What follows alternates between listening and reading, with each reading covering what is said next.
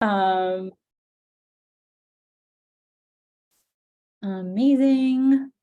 Well, we will get started. We've got about 28 people here, and it's perfectly okay for some latecomers to join. I just want to we have a lot of ground cover, and I want you all to leave with as much value as possible. So let's get started. So first of all, hey everyone, it's so great to meet you today. I've been invited to speak at a lot of different places, but this is our first in-house webinar, and we feel so lucky that you've joined us today to learn about how to increase attendance and engagement at your team building events. I'm Lee Rubin. I am your host for today. I am also the founder and chief executive officer at Confetti. I'm one of the world's experts in employee culture and event planning, and especially virtually team building. My company Confetti has nearly 6,000 customers, and we've worked with companies like Google and Facebook, Shopify, Spotify, Pinterest, Etsy, a lot of the logos that you all have heard and know about, and we help them regularly improve their culture. And we're so excited to be with you today to hopefully make an impact in improving yours. So just covering some webinar objectives today. The first one is we want to help you understand the importance of team building and how to advocate for it in the workplace. We want to explore the best practices for creating excitement around those team events so you can boost your attendance and engagement levels to new heights. And we're going to learn event planning strategies that encompass all the levels of your company culture. So a bit about what we're covering today. We are going to kick things off first with a little icebreaker / poll.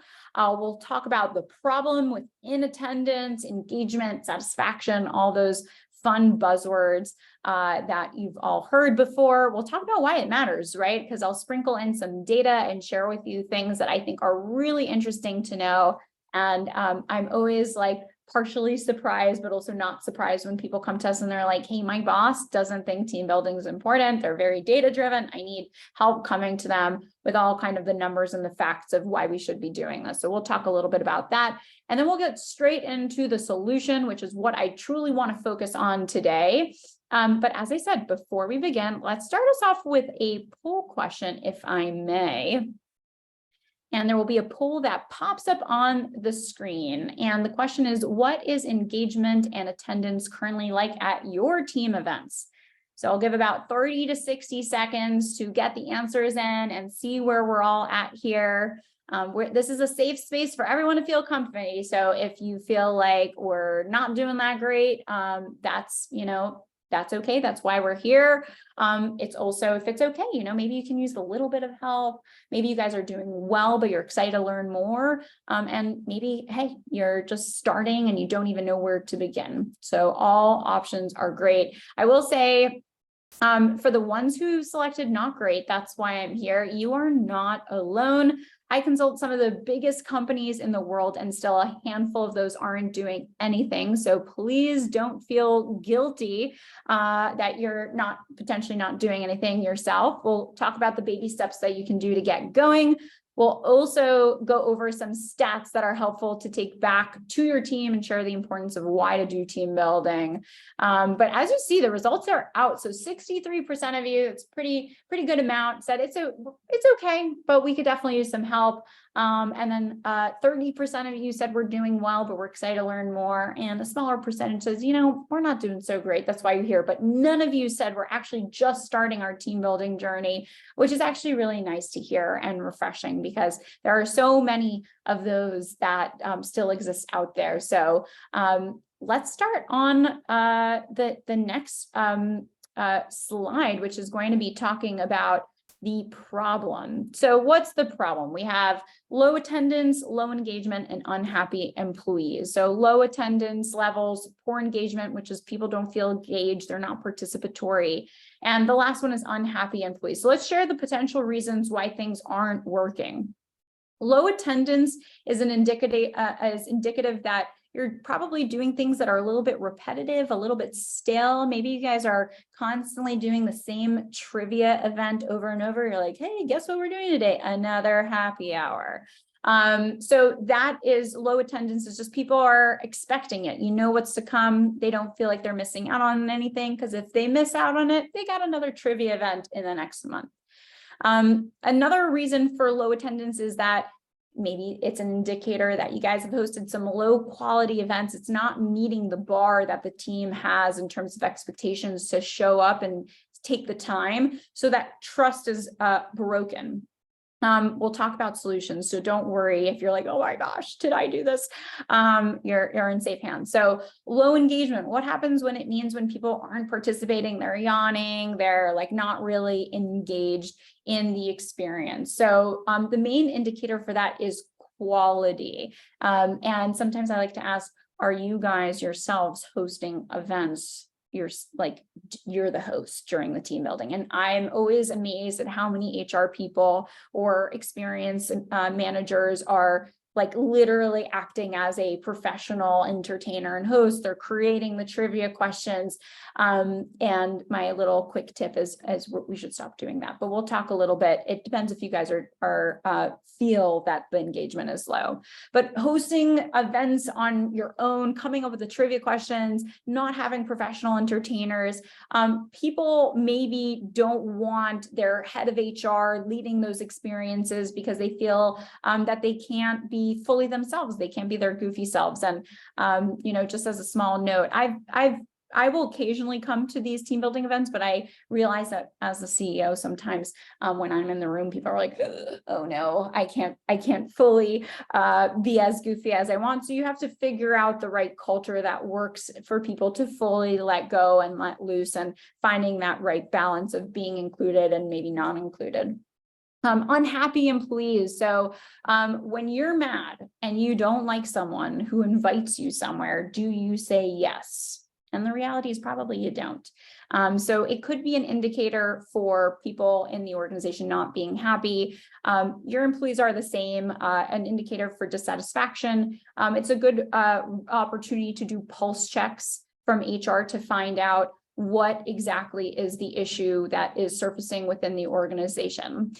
So there might be a transition period of getting used to taking a little to take a little bit, but of time for people to start coming back. It's okay that these are the issues. We'll talk about the solutions, but it's okay to be here.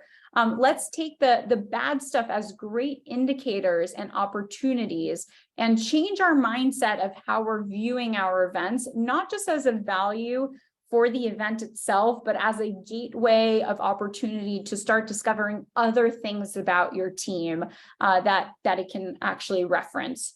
So I want to share some stats with you on why team building matters. 88% of workers believe that company culture is important to remote work, and 52% said that it was as important as ever. And I think especially in a remote first environment where you don't have the over the kitchen counter, around the corner kind of moments to spend with your team, you need to be extraordinarily intentional about how your team is connecting together. 41% of remote workers struggle to fit into the company culture. So this is just another indicator that we really need to be intentional, and that's from Owl Labs. 40% of workers miss spontaneous connections with their colleagues. That's the water cooler moments that I was referring to recently. And some other facts that I personally love that aren't on the screen is 95% of teenagers rank having a job or career that they enjoy as a top priority for their future adulthood. And that was from Pew. And the reason why I think that this is so important is our relationship with work is changing. Maybe, 50, 100 years ago, you checked in, you checked out, you were okay with the jerk boss. But in today's world, the newer generation is really, it's very important for them to feel a connection with their team members, with their employer. They want to feel almost like a friendship is between their colleagues. So it's something that needs to be cultivated.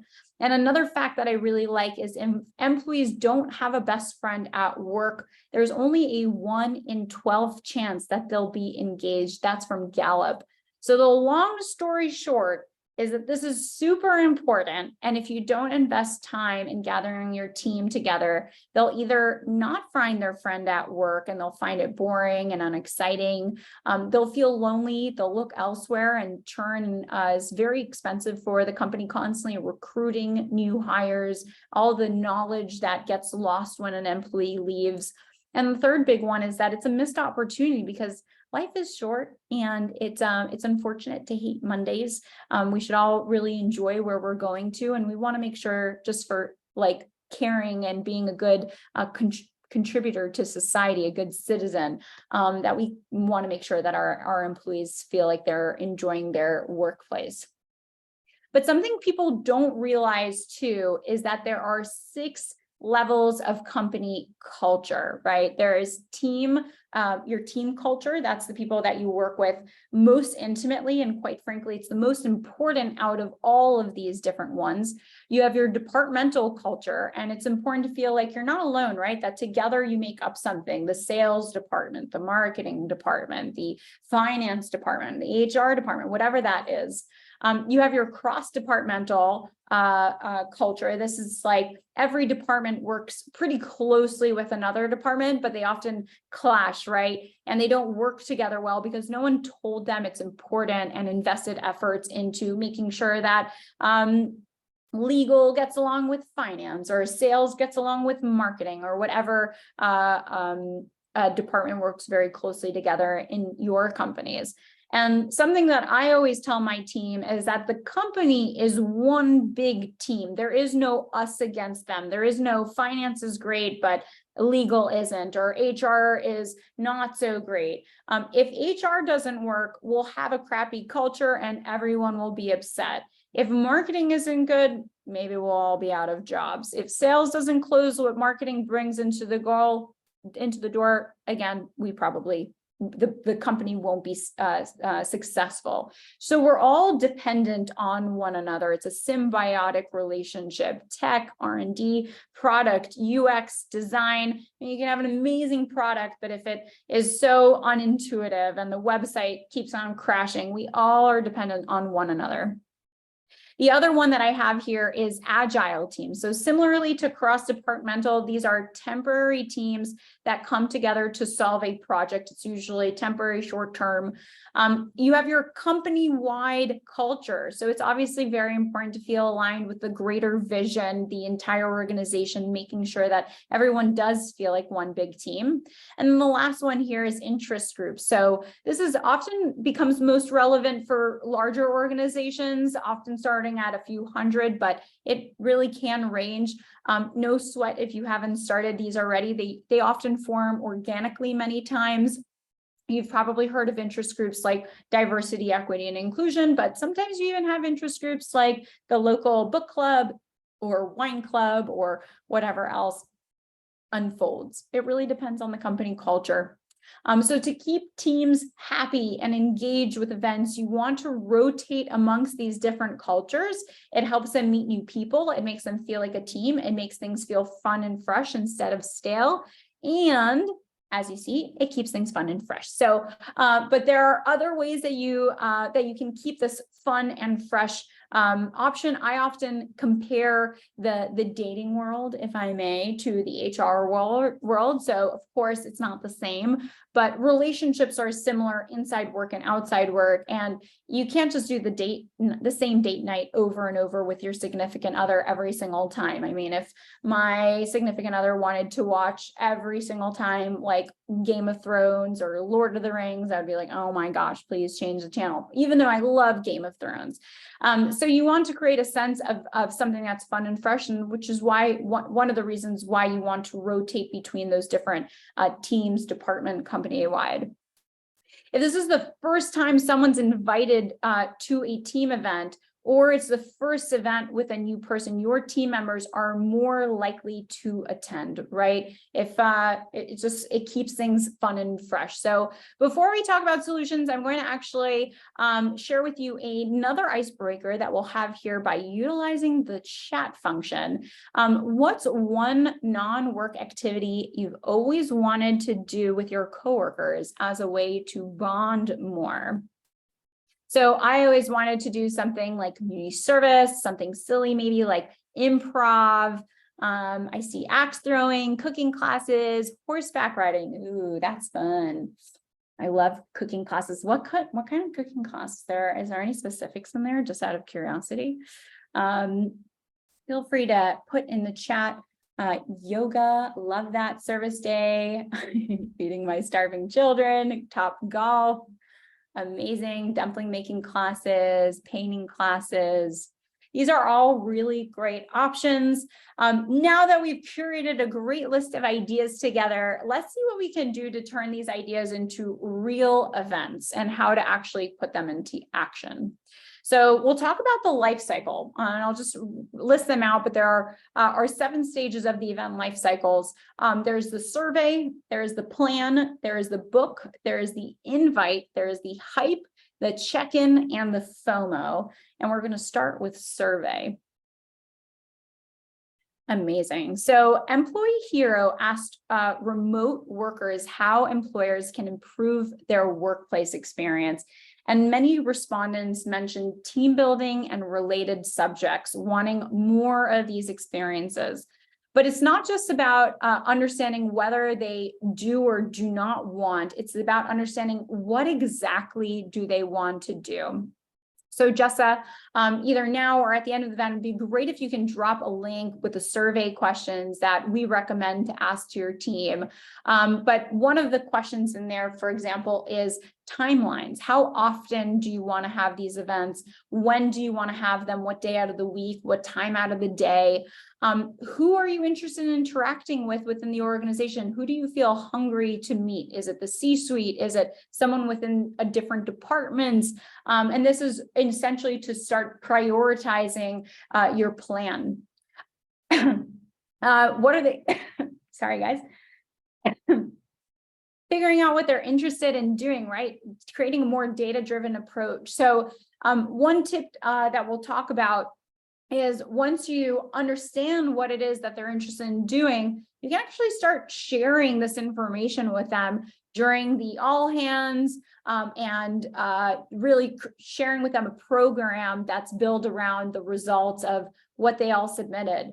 Talking about where do they want to have these events? Do they want to do it in person? Do they want it virtual?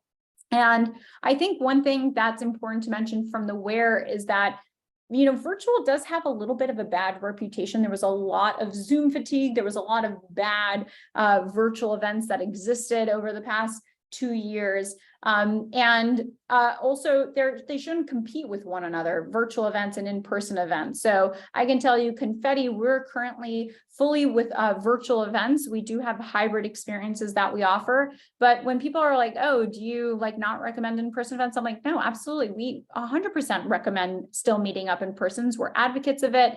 But it can't be done all the time, especially if you are a fully remote company. It's very hard to get people together in person, especially if they have certain disabilities that might prevent them from being able to come, maybe certain after work caretaking that they need to be participatory of, maybe commuting issues because some people are in New York and some people are in San Francisco, and you need to be able to keep the team together and glued together. So you want to create a survey to be able to understand what exactly people want, and we'll have Jessa mentioned, include in the follow-up email for you all that survey link so you can see the questions that we recommend you to come to your team with in order to understand.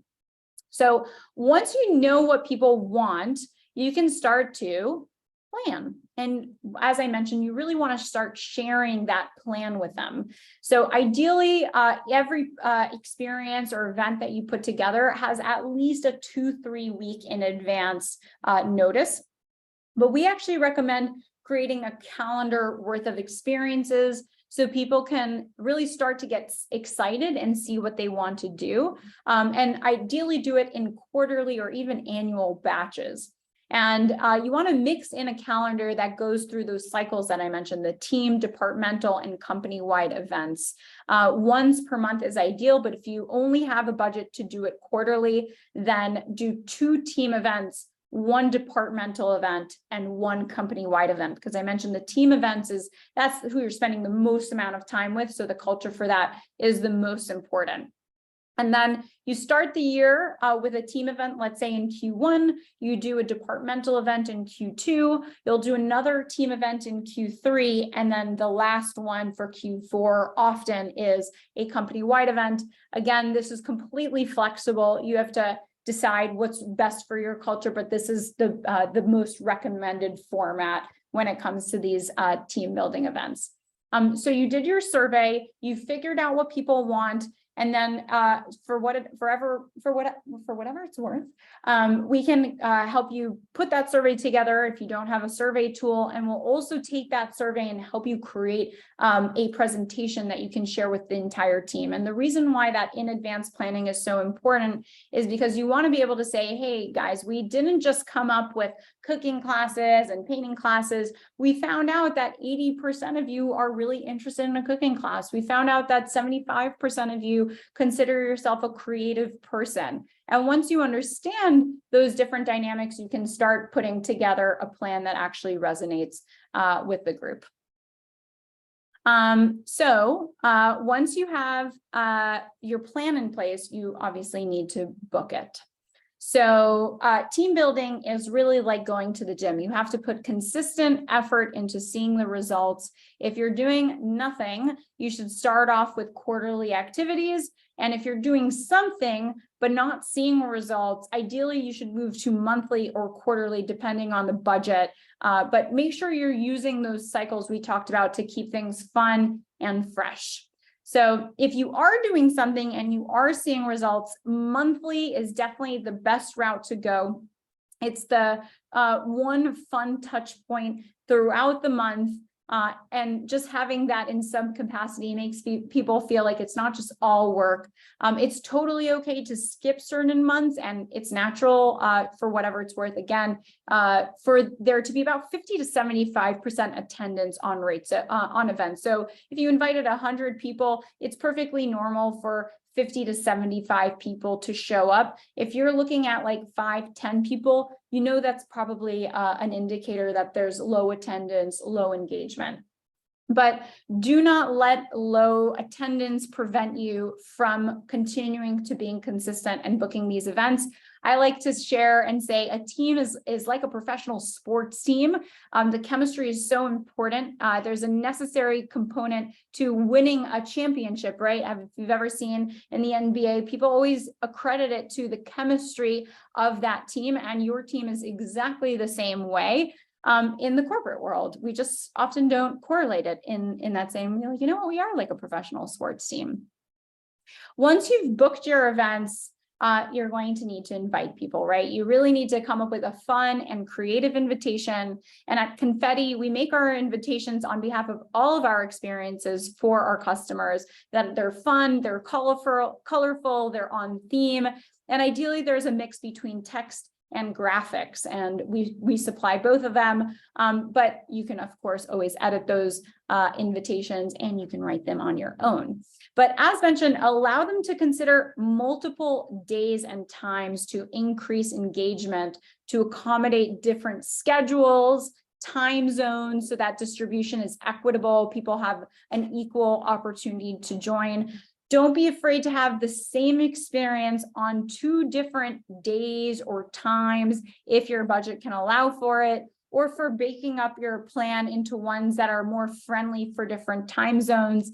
That way, one day the West Coast team needs to maybe wake up a little bit early, and the next time the India team needs to stay a little late. So just have and address those communications in advance with the entire organization. So now that the invitations are out, what do we do next? You got to hype up the experience. So the way that we recommend for that is to use Slack channels, team channels, whatever tools that you use to create that hype before the event. And we recommend to drop certain, like what we call Easter eggs, like saying icebreakers or info about that event. So for example, one of our teams just did a wine tasting, and they started talking about the wine they were going to bring in before the event, where they got it from, what brand, you know, what kind of, I don't want to say flavor, but you get what I'm saying. So you can do like 7 days of wine trivia and schedule them all out in advance, so you don't need to think about it more and more. You can create prompts like send a picture of your favorite plant at home for a terrarium experience, and even offer a little incentive, like one person who sends a pic will get a $5 gift card to Starbucks, and you can just like raffle that out. So creating a hype will create a buzz and an awareness. It will start to get the FOMO starting. FOMO is fear of missing out. For any of those who don't know the acronym, and it's just going to make people question whether the quality of these events have gone up. They'll make them feel a bit more encouraged to go. And even with hyping, you still need to do check-ins. So you can gather RSVPs using whatever calendar tool you're already using, or use more complex programs like Splash or RSVPify. There are free options available. You do not need to spend money on this if you don't want to. But you should check in with both people who RSVP'd and people who didn't RSVP. So for people, for example, who did confirm or put a maybe, having them reconfirm about 2 to 3 days before the event is going to be great. It's going to allow you to feel more comfortable about who's going to attend. And then for those who put that they don't know, or know if the invite was sent months or week in advance, it's helpful to reach out to them and just ask for feedback. Say attendance is something that's really important to you and the company, and you just love to know why, and allowing them to share any information. I do think that there is a bit of tact here. So for example, if you did a mixology or a wine class, and there's alcohol involved, maybe not everyone wants to share, why they're not coming, because maybe they have some kind of dependency issue. With our mixology, just as so you all know, there is an opportunity to do mocktails. So sharing those little details can help boost attendance as well. Maybe some people feel like they can't be involved because they don't have something inclusive for them. Make any participant aware of any cutoff dates to drop in last minute or drop out. So I've seen this, companies consider creating like a dropout policy. That essentially means that if you drop out last minute for the event, maybe you only have 2 dropouts a year. Otherwise, you maybe won't be able to sign up for future experiences. And I'm not exactly for or against this policy. I do see the benefits and the disadvantages, but I'm going to give you a pro tip that I'm going to share at the end. So hang on there and you'll hear a little bit about what we can do to help with that. But the goal is to make people commit themselves to the experience and work with a vendor to either increase or decrease the headcount so you can maximize for that budget. And on Confetti, for all of our events, we share the cutoff dates for increasing or decreasing headcounts directly on the platform. And some of them are a week plus, and some of them are day of, so you can quickly flex up and down regarding how big your team ends up being. So let's pretend the event happened and you're done, right? Wrong. You need to create FOMO to help increase the attendance next time. So after the event, those same hype messages that were exposed to the people who were invited will also expose to them now how much fun the event was after the event.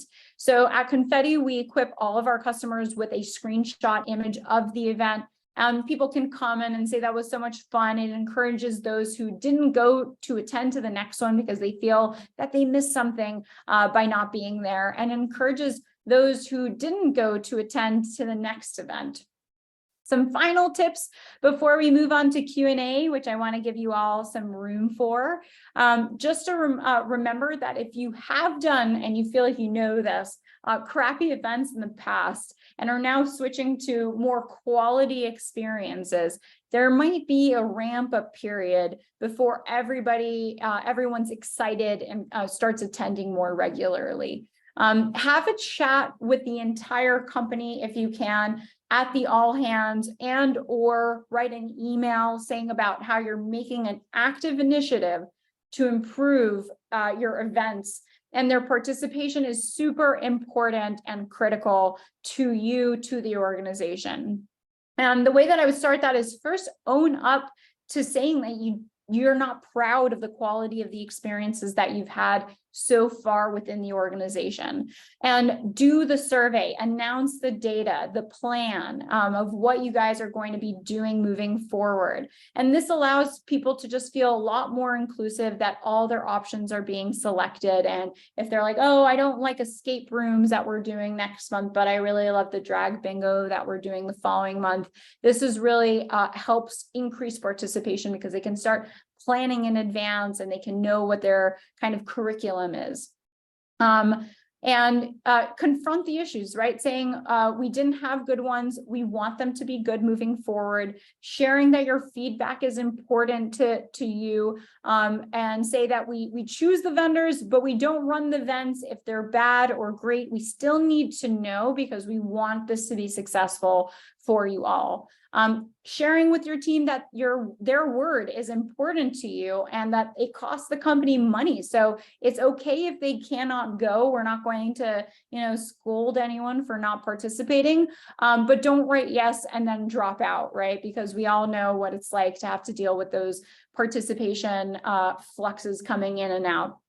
We know life comes up, but let's just try to be mindful and limit it.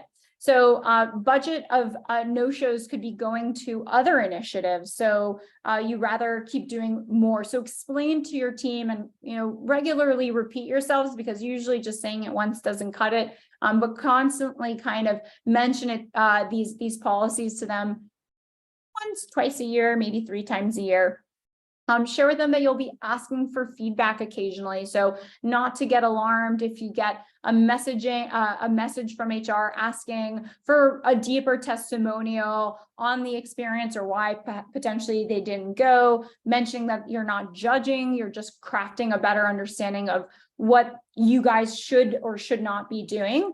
And the last tip here is you're mentioning that your participation, the participation of the company, the team members, each individual is really important to us. And make sure that this is something that the CEO mentions to the leaders and the leaders mention to their direct reports. It really should be top down. You want to set an expectation and you want to say, we would like employees to make it to at least 50 to 75% of these events. And of course, 100% participation is ideal, but if that's not the case, we just want to know why, so we can better perfect the programming, the cadence, the scheduling of the different times, whatever those parameters are that are preventing people from participating.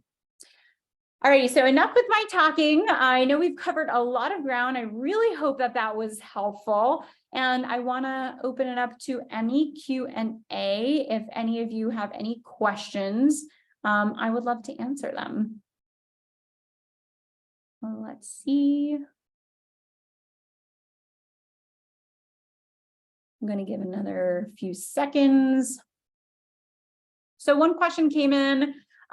What is the most popular confetti virtual event? So we actually have a collection on the platform. Jessica, I don't know if maybe you can help me pull it up by any chance, or if you can't, we'll drop it in after the email, after the webinar. But you have our virtual escape quest, and our coworker feud is definitely always battling out for first place. If you have a large company-wide event, that virtual escape quest is great because it can accommodate groups of up to very large sizes. But what I love about it is, like, it's $10 per person. It's super affordable. On average, it's $10 per person. The smallest package starts at like $195, I think. So it's super affordable also for a small team. Coworker feud is just a hilariously good time. People come out of those events being like, our cheeks hurt. And it's definitely our staple, and one that we point everyone to. But we'll send over, oh, Jessica already put in the chat, the most popular experiences. We have an anonymous attendee, so mysterious, said, what do you do if your employees want a specific event like drag bingo, but leadership isn't super supportive? That is a really great question. I think part of the answer that I would actually reply to that is really understanding from leadership why those experiences, why don't they want to provide those experiences. I know that with drag bingo, there's maybe a concern about, it being professional or not. So maybe I know with confetti specifically, we have like a PG-13 version versus like anything goes, maybe getting them a little bit more comfortable with that, maybe asking leadership, hey, what would you be comfortable with? Is it that you don't feel comfortable with diversity, equity, and inclusion events, but just coming with a state of questions first to leadership, and then trying to pull out a more specific plan, and coming to leadership always loves data. So the more that you can come to them and say, hey, we ran a survey out of our 1,000 employees, 100 people submitted. They think that team building would really help improve culture. Here are the experiences that we want. What's a budget that we can allocate towards this initiative? So data driven, definitely one of the things that I would recommend to start going with. Let's see the next one. Patty asked, are your fees in US dollars? Yes, all of our fees currently are, well, we don't have any fees, but all of our costs for our experiences are in US dollars. Something that actually many people don't notice with Confetti, just as a side note, is that you can't find most of our experiences anywhere else on the internet, because we actually own the intellectual property of those experiences. We work with experts within each domain to curate those events. And then we have a marketplace of facilitators and hosts that take our intellectual property and actually act on it. So kind of like Netflix original movies or shows, if you're familiar with that. So we don't have any booking fees, there aren't any middleman fees, and it allows us to be very competitive with our pricing.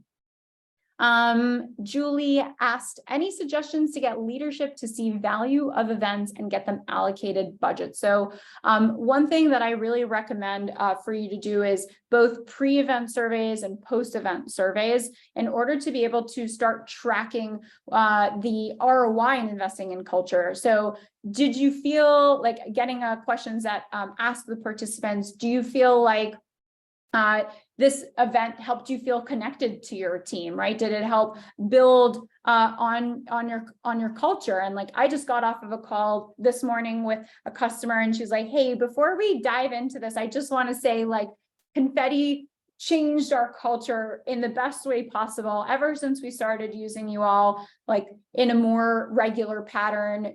I was just so touched to see about that. But you want to be able to start getting to a point where you're doing these things regularly, and by getting more data to bring to leadership and prove that that these are actually doing what you intended them to do, which is improve culture. I will also say, pretty much most organizations have some kind of budget allocated towards team building events, and it's important to utilize that budget. Most leadership positions know that they need to allocate some kind of budget towards culture. And if that budget is $100, I'm just making something up, $100 per employee per year, quarter, use the full $100. They don't want you to skimp out on it. If they did, they would have given you $20. So use the budget that they intend. There's a reason behind it. Every single line item on a balance sheet and that companies are allocating have a business purpose. And if they want to allocate $100, it's because they really want to build up their employer branding. They want you to have a good time. They want those people to share how amazing of a time they have within their team, within their culture, recruit other people more easily, whatever those business decisions are. Kristen Michal said, what's the average companies usually spend per person? I've seen everything around the globe. I will say that the average is usually around $75 per employee per quarter is what is allocated. Again, this can totally range. Don't let that number scare you for, oh, that's so small, or oh, that's so big. We work with companies of all stages and sizes, and the idea is just like, we understand that companies who are 20, 50 employees wide, they might not have as sufficient of a budget to go and put into these types of events. And you can always advocate for more. And the way that you advocate for more is by showing the ROI and the data, which, just as a side note, we hope will be able to get you to empower you with more of these data-driven tools as well within Confetti. Next question, Michelle you mentioned employee interest groups and clubs. Any fun ideas for workplace clubs? We have a book club already, but would love to do more. Another thing that a lot of companies do from a club perspective is wine. So usually about once a month, they'll either do a deep dive into a certain type of brand that they can find, commonly available. So wine is a big one. I'm going to give you an idea for something that's completely free and one that we are huge fans of at Confetti and what we do personally. We have a lot of and Kristen, thanks for sharing that you guys have a craft club. Love that. By the parents, parent groups, also something that it's a little bit more towards diversity, equity, and inclusion, but nonetheless an opportunity for them to just kind of let their kids and learn a little bit about parenting hacks and whatever. But a free solution that we really advocate for. We have really fun, in our case, Slack channels. But one of them that, well, there's two that we really like. It's very culturally dependent. Again, some people hear this and they're like, oh my gosh, that would never work in our company. But we have a very fun and kind of relaxed company culture. So we have a yelling channel. It's a channel that everything is in caps lock. We don't yell about, work related items for the most part. We could say like, oh my gosh, I entered my inbox and I have 300 emails. It could be something small like that, or it could be like, oh my gosh, I reheated my cup of coffee for the 4th time in the microwave and it's cooled down. And it's just this like funny place for people to jokingly kind of yell. And we find it very humorous. We also have a hot takes channel. Usually these are very like kind of low risk kind of debates that the team members have. So like red vines versus Twizzlers, or people will say like chocolate mint sucks because it tastes like chocolate and toothpaste, and like people will be like, I love chocolate mint, and like everybody has their kind of friendly debates. And we see just incredible engagement from those kind of interest groups. It's an alternative free interest group, but nonetheless something to keep culture a little bit more fun and spicy. And I think the last question that we have, and then we'll wrap things up, is from Kristen. Do the vendors provide any post-event feedback to the organizer? For example, if teams were receptive, participated freely, etc. So actually, yeah, we do have a vendor wrap report. That's what we call it internally. And after every single event, the host / facilitator gives their personal take of, how they felt the energy of the event was, how engaged people were. So we actually use it primarily internally, but now that you kind of bring it to light, I wonder if there's also value in sharing that vendor wrap report with our customers. So I'll have to keep on thinking about that. If there are any other questions, I'm happy to answer it, but we are perfectly at time. I'm actually so impressed with everything. Might have been because I spoke so quickly at the speed of light to you all. But thank you so much today for giving me the opportunity to be here with you. I really appreciate you taking the time, and I hope it was helpful. I hope it was valuable. You'll all be getting a coupon code in a follow-up email, as well as a webinar recording. So if you feel like this was valuable to anyone that you know internally in your organization, outside of your organization, you are more than welcome to forward that up. Jessa will leave this slide up while people start to dwindle away, and I'll be here available if you want to just kind of share with me any questions, any feedback. I would love to continue to meet any of y'all who want to continue to chat with me. Amazing. Bye, everyone.